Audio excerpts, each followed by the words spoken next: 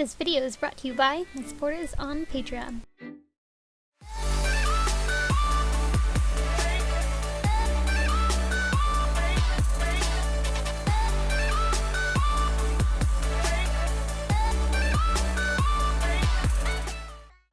Hi guys, so I'm here showing you how I made my Bulma cosplay, and this cosplay only took like a day to make. So here I'm kind of showing you what you'll need. You'll need a pink shirt, white fabric, black fabric, blue fabric, brown fabric, red fabric, and purple fabric. I just used whatever leftover fabric I have, so whatever kind of fabric you want to work with, that's totally up to you. You're also going to need sewing pins, some sewing clips, scissors, thread that matches the color of the fabric, and a sewing machine, but you could totally hand sew this if you don't have a sewing machine, or you could use a hot glue gun. I'm using a sewing machine though. And you'll need some patterns. You could either draw up your own patterns, they're fairly simple in design, or you could get the patterns that I have put up on my store Envy and Etsy. But whatever you decide to do, you're going to want to take those patterns and you're going to want to cut it out. So the background layer for the numbers on the back of her shirt and her name on the front of her shirt are in white, and then the actual lettering or numbering themselves are in black. And for that I used white sweater fleece and black sweater fleece. Again, I used the fabrics that I used because those are the leftover fabrics that I had lying around, and I was trying to find cosplays that I could make with some of the leftover fabric I have, because I have so much of it and I don't want it to just sit there forever and basically go to waste. So I just didn't really care about fabric types for this cosplay. I just wanted to use what I had. So if you're like me and you have a lot of leftover fabric in a lot of different colors, go ahead and look through what you have, and I say just use that rather than looking for a specific kind of fabric to work with.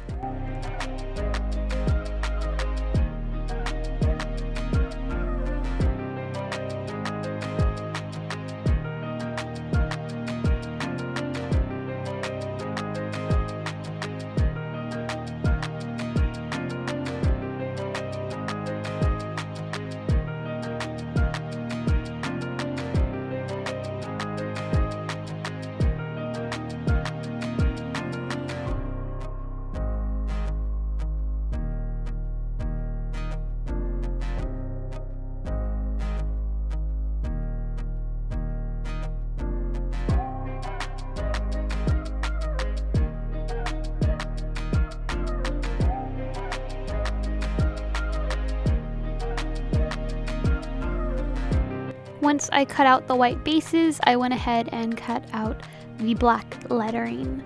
Some fabrics do have a right and wrong side to them, so when you're cutting this out, you are going to want to pay attention to which side of the lettering is facing up, because that's going to end up facing up on your final results. So if there's a specific side that you want to be the right side, the side that's showing, make sure you're putting your lettering so that it's gonna turn out to be the right side when you sew it on. So basically, for me, on the white part, I wanted the non-fuzzy part to be the right side, and then for the black lettering, I wanted the slightly more fuzzy side to be the right side. So I made sure to lay down my letters and background so that it would read the correct way, basically, so the letters weren't backwards or anything like that. I'm only mentioning this because a lot of patterns you can just kind of flip it over and it'll be okay because they're kind of symmetrical. Whereas here, these are letters and numbers, and once you cut them out, they have to stay the way you cut them out, because if you flip it over, then you're not going to be able to read it right. Like you're going to have like a backwards 9 or something.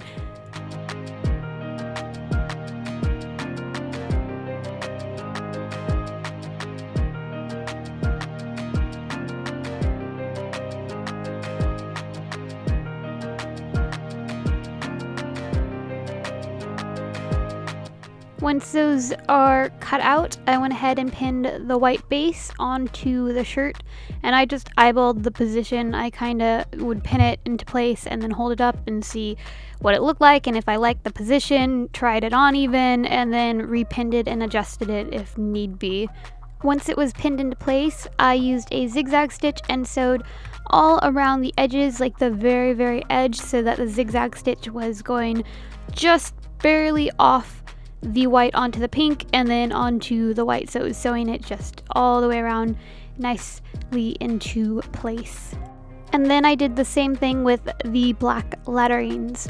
This pink shirt, by the way, was an oversized pink shirt that I found that happened to be on the longer side, so it would work as a dress. I think it was from Walmart and it was only a couple bucks, which is why I decided to go this route rather than finding a pink dress that would work or making one from scratch. But if you would prefer to do it that way, then that totally works too. But using just a large pink t-shirt is such an easy option if you'd rather go that route too, and it's super easy to find a shirt to work with if you're like short like me, because then everything's really long on you and dress length anyways. When it comes to the belt of the dress, I just bought one off of Amazon or something like that. And the shirt is done. The next thing I'm working on are the leggings and the scarf. Both of those are in purple fabric, and again I'm using leftover sweater fleece that I have. So to make the leggings, I think they were like about 10 to 12 inch long pieces of fabric, maybe 14 inches, and then they were just as wide as I could cut them without using all of the fabric, because I needed to have some left to make this scarf, which was what you see here. And it's just this really long strip of purple fabric. I think it's about 6 inches wide, maybe like an inch or two more wide than that, and then it's just as long as I could cut it because I didn't have that big of a purple piece of fabric left. I sewed the right sides together and then turned it inside out so that the seam was on the inside. Then I laid it flat so that the seam was on the middle of what would be the inside of the scarf, and sewed the two ends together so that it was a loop. And then when it came to the leg pieces, I sewed down the raw edge of the top part so that it was a nice even hem, and then pinned those two ends together so that it was again a loop. And once that was sewn together, I went back, evened out that bottom edge, and then folded over those raw edges so that it had a nice clean hem.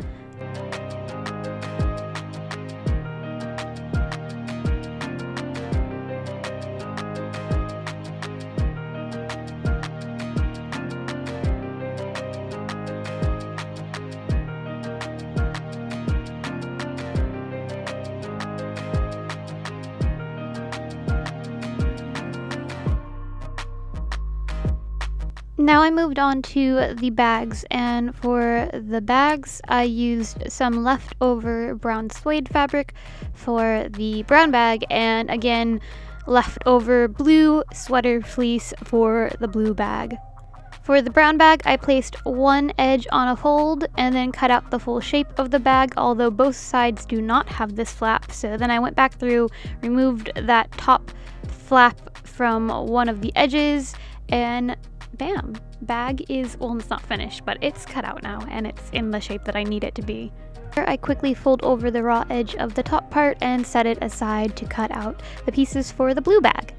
All these bag pieces were basically just different sized rectangles, with the exception of the back piece, which will have the little flappy bit on it. I should also mention that for both bags I cut out long rectangular strips that were maybe like about 2 inches wide or so, and these were to be used for the belt loops.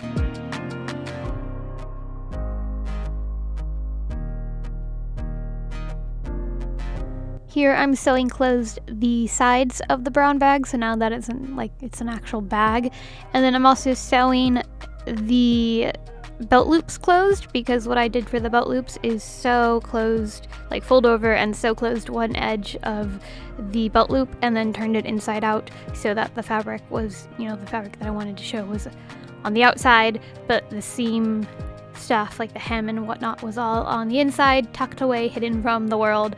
Anyways, once that was sewn together, I folded over the raw edges of like the flappy bit and the top part of the front part of the bag and sewed that down so that all of the edges were like a nice clean hem, and then attached those belt loops from a second ago onto the back of the bag. I sewed along the top and bottom so that it made a loop that the belt could fit through. And again, the length of this needs to be fitted to however wide your belt is. Then I did the same thing with the blue bag, where I sewed the belt loops closed, turned those inside out so that the hem or the edges, the raw edges, like the seam lines and stuff, were all on the inside, and then sewed together the blue bag. I started by sewing the sides to the bottom, and then the bottom and the sides to the back of the bag, and then attached the front to all of that piece that I had just sewn together, and then I had a bag shape, a full bag shape, and the only thing left to do after that was fold over the raw edges and sew that down so that there was, like, again, a nice clean hem.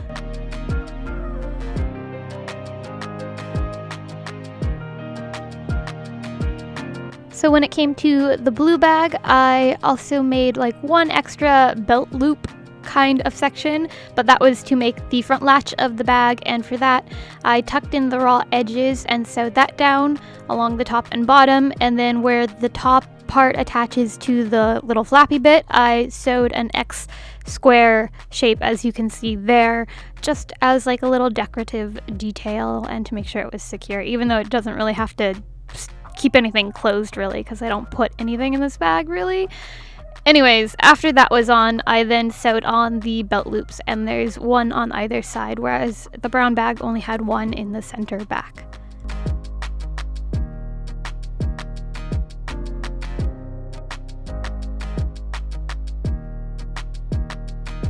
I used stick-on Velcro to close the bag, so my closures for this bag was this stick-on Velcro, because again, it didn't really have to keep it closed or secure. There's not a lot of weight going in these bags. But before I stuck that on, I decided it would probably be best to iron it first, and that's what I'm doing here. I'm ironing down all of the bags, all of the hemlines, all of the seams, so that everything's nice and flat and looks neater, and it does make a big difference, so definitely do this. And then I'm sticking on the Velcro. And now I'm moving on to the last part, which is the bow. So for the bow, I cut either like a 4 or 5 inch wide strip, and I just cut it to be the length of the entire fabric that I had remaining, because I wanted it to be really long, and it needs to be pretty long because you are going to be tying it into a bow.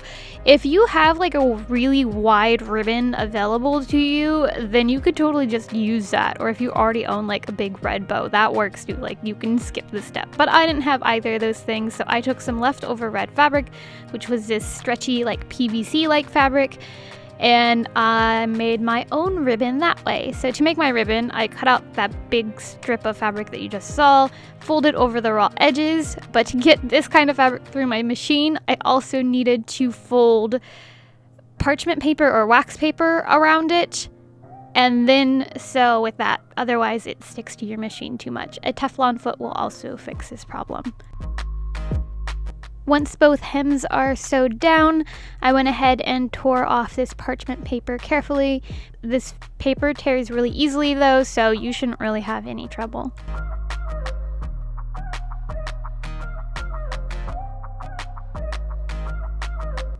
I folded over and sewed down the remaining raw edge, and then bam, it was done. If you want to see this finished cosplay, I will have pictures on my social media, specifically like Instagram or my website, so go check it out there.